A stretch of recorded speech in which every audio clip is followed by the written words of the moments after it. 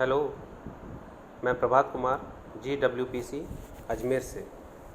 Applied chemistry के इस video में हम फ्यूल रेटिंग के बारे में स्टडी करेंगे। As we know, liquid fuels के रूप में पेट्रोल और डीजल दोनों ही ईंधनों का प्रयोग बहुतायत से किया जाता है। इसलिए ये भी बहुत ज़रूरी होता है कि हमें इन दोनों ही ईंधनों की गुणवत्ता की जानकारी हो। तो पेट्रोल और डीजल की गुणवत्ता को किस प्रकार से प्रदर्शित किया जाता है, इसके बारे में हमको यहाँ जानना है। इस वीडियो में हम पेट्रोल की गुणवत्ता को प्रदर्शित करने के लिए किस प्रकार से ऑक्टेन नंबर का प्रयोग किया जाता है के बारे में विस्तार से चर्चा करेंगे। तो जो पेट्रोल है, जिसे गैसोलीन कहा जाता है, gasoline known as petrol is a petroleum derived liquid. वह पेट्रोलियम अर्थात क्रूड ऑयल से प्राप्त होने वाला एक लिक्विड है। हम जानते हैं कि क्रूड ऑयल या पेट्रोलियम उसकी रिफाइनिंग की जाती है रिफाइनरीज़ में, और रिफाइनिंग के बाद बहुत सारे प्रोडक्ट्स हमें प्राप्त होते हैं, जैसे lubricant oil, kerosene oil, petrol, diesel, LPG, ये सारी चीज़ें हमको क्रूड ऑयल से प्राप्त होती है। तो ये जो क्रूड ऑयल है और उससे हमें पेट्रोल प्राप्त होता है या गैसोलीन प्राप्त होता है, which is primarily used as a fuel in internal combustion engines. ये जो गैसोलीन हमें प्राप्त होता है वह इंटरनल कंबशन इंजन ICE या जिन्हें हम अंतर्दहन इंजन कहते हैं में प्रयोग आने वाला एक बहुत ही पॉपुलर लिक्विड फ्यूल है। इसका प्रयोग बहुत प्रचुरता से हम ऑटोमोबाइल्स में करते हैं। नाउ मेनली ये जो गैसोलीन है कंसिस्ट मोस्टली ऑफ हाइड्रोकार्बन्स। वह हाइड्रोकार्बनों का मिश्रण है, most of which are 5 carbon hydrocarbon to 12 carbon hydrocarbons. 5 से 12 परमाणु वाले हाइड्रोकार्बन अणुओं का मिश्रण होता है। Mainly these are branched chain alkanes. इसमें ज़्यादातर जो होते हैं वह शाखित अल्केन्स होते हैं, and some are aromatic compounds. और इसके अलावा कुछ एरोमेटिक कंपाउंड्स जिनमें कार्बन परमाणुओं की श्रृंखला जो है वो क्लोज्ड होती है, रिंग स्ट्रक्चर वाले aromatic compound. Aroma means smell. यही कारण है कि पेट्रोल के अंदर विशिष्ट प्रकार की गंध होती है। गंध का कारण सल्फर युक्त यौगिकों का पाया जाना भी होता है। तो दोनों ही प्रकार के हाइड्रोकार्बन्स पेट्रोल के अंदर होते हैं, मीन्स ओपन चेन कंपाउंड यानी कि alkanes, branched chain alkanes and aromatic compounds. Now इस प्रकार का जो ये लिक्विड फ्यूल है गैसोलीन, वह जब इंटरनल कंबशन इंजन में यूज़ में आता है, उसका प्रयोग हम ईंधन के रूप में करते हैं, तो इंजन के अंदर कई सारी चीज़ें होती हैं। लाइक सबसे पहले पेट्रोल इज़ वेपोराइज्ड। पेट्रोल की वाष्प बनती है, वाष्पीकृत होता है। देन दिस वेपर, पेट्रोल की ये जो वेपर है, vapour is mixed with air. वह हवा के साथ मिश्रित होती है और वेपर, पेट्रोल वेपर और एयर का एक मिक्सचर तैयार होता है। Then this mixture is compressed. इस मिक्सचर को अत्यधिक दाब पर कंप्रेस किया जाता है। During this compression mixture is heated up, वह गर्म होता है। Then after that mixture is ignited by a spark from spark plug and burn. इसके बाद ये जो मिश्रण है एक स्पार्क प्लग से प्रोड्यूस होने वाले स्पार्क से जलाया जाता है, और जब ये जलाया जाता है मिश्रण, तो the gases produced by the combustion get expand. तो इससे जो गैसेज बनती हैं कंबशन से वह एक्सपांड होती है। जब उन गैसेज में बहुत अधिक एक्सपांशन होता है, this expansion causes the piston to move. तो इंजन के अंदर जो पिस्टन्स हैं उन पिस्टन के ऊपर बहुत अधिक दबाव उत्पन्न होता है, और इस दबाव उत्पन्न होने के कारण से पिस्टन मूव करते हैं, और जब पिस्टन मूव करते हैं तो काइनेटिक एनर्जी इज प्रोड्यूस, अर्थात व्हीकल मूव कर पाता है। तो ये सब चीज़ें जब हम गैसोलीन का प्रयोग इंटरनल कंबशन इंजन में एज ए फ्यूल करते हैं तो इंजन के अंदर ये सारी चीज़ें होती हैं। Now with this fuel gasoline के साथ में एक प्रॉब्लम है, और वो प्रॉब्लम क्या है? प्रीमेच्योर इग्निशन की। अर्थात ये जो गैसोलीन फ्यूल है, जब इंटरनल कंबशन इंजन में हम काम में लेते हैं तो कभी कभी हमें प्रीमेच्योर इग्निशन देखने को मिलता है। वह क्या है?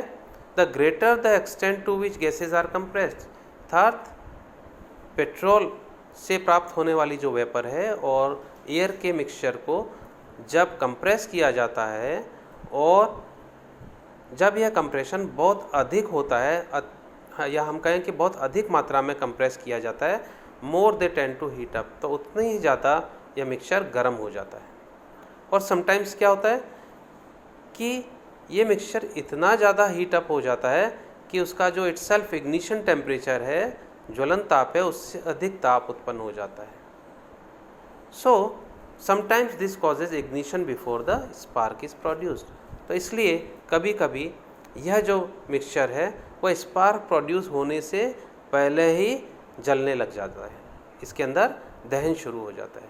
This is called auto ignition. इसे स्वतः दहन कहते हैं, या नॉकिंग कहते हैं, या इसे पिंकिंग भी कहते हैं। Now this is a problem. इसकी वजह से this is quite a problem. It can cause loss of power.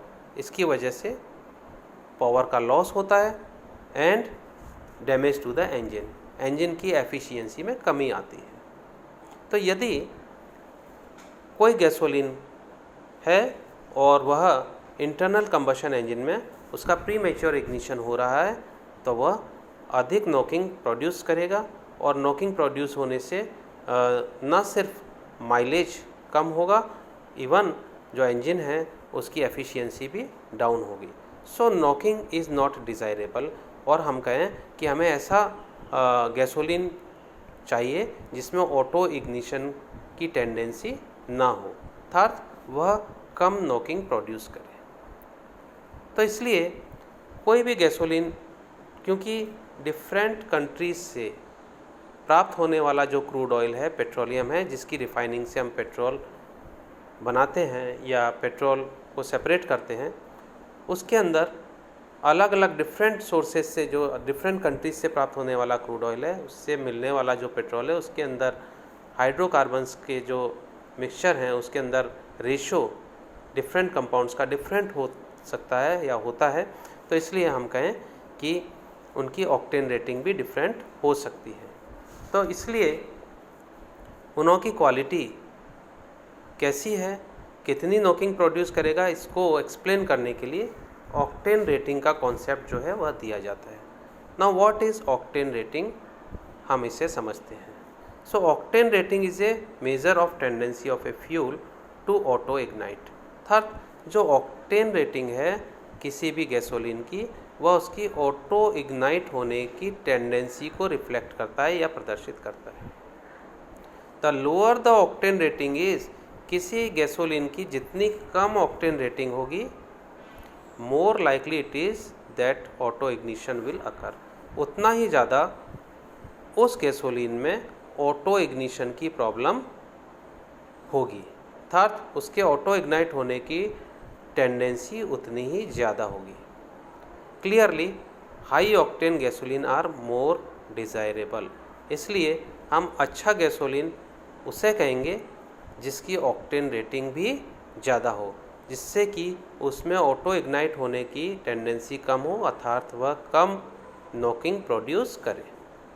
तो ऑक्टेन रेटिंग को प्रदर्शित करने के लिए जो स्केल डेवलप किया गया, वह स्केल जो है, the scale is an arbitrary one. 2 compounds were chosen. उस स्केल को डेवलप करने के लिए 2 कंपाउंड चूज़ किए गए।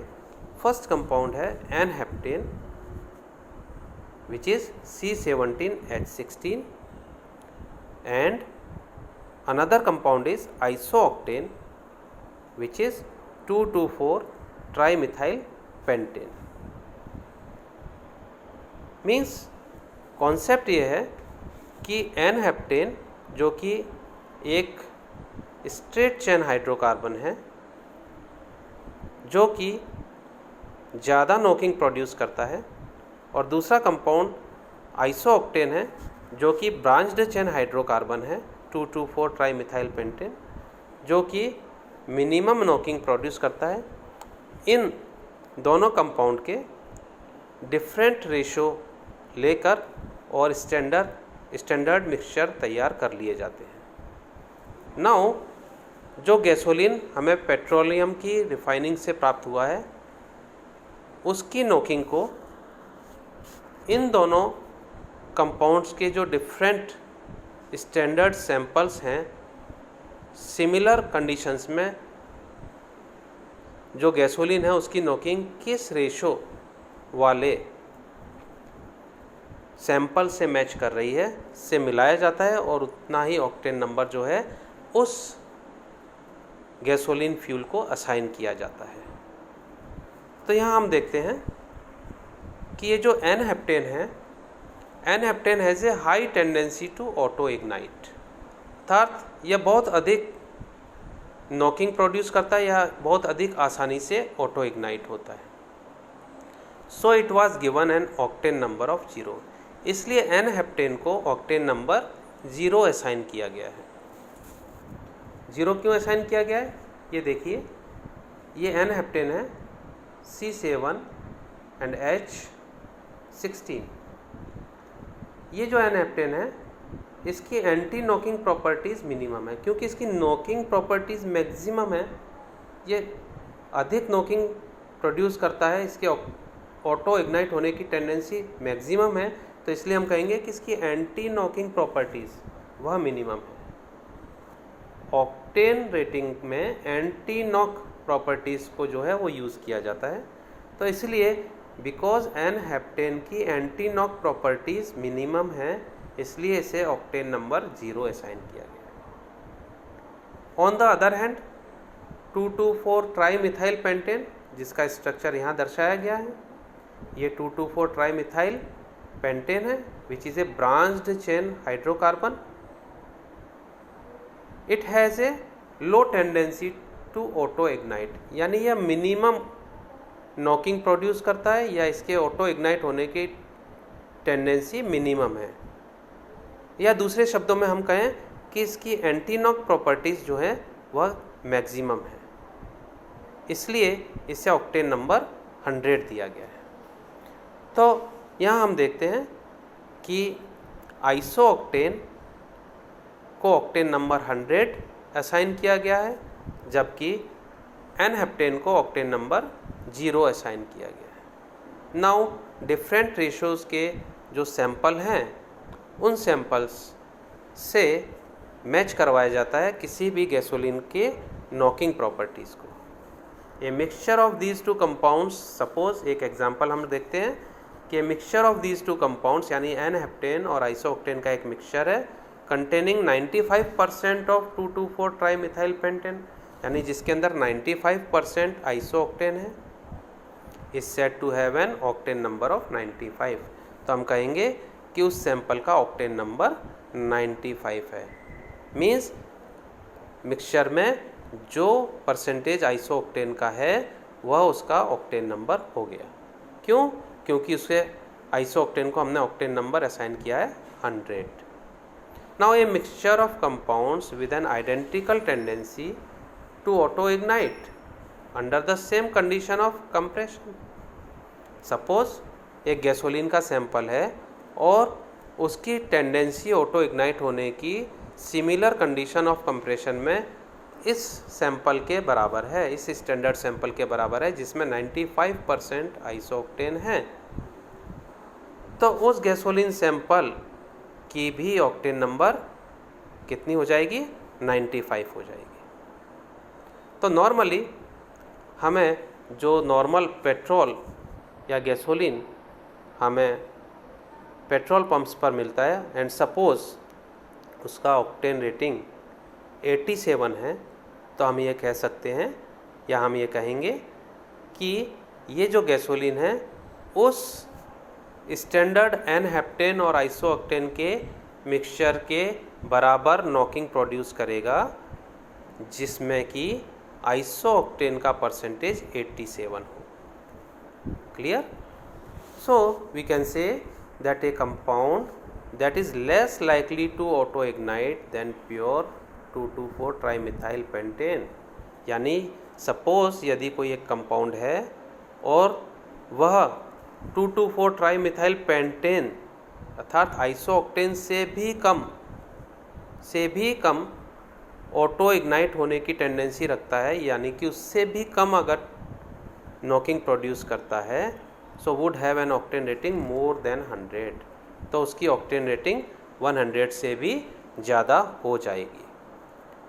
तो इस प्रकार से जो है वो ऑक्टेन नंबर का कॉन्सेप्ट जो है उससे हमें ये बात पता चलती है कि वह जो गैसोलीन फ्यूल है वह कितना आसानी से ऑटो इग्नाइट हो सकता है या कितना डिफ़िकल्टी से ऑटो इग्नाइट होगा, या हम ये कह सकते हैं कि वह कितना नॉकिंग प्रोड्यूस करेगा।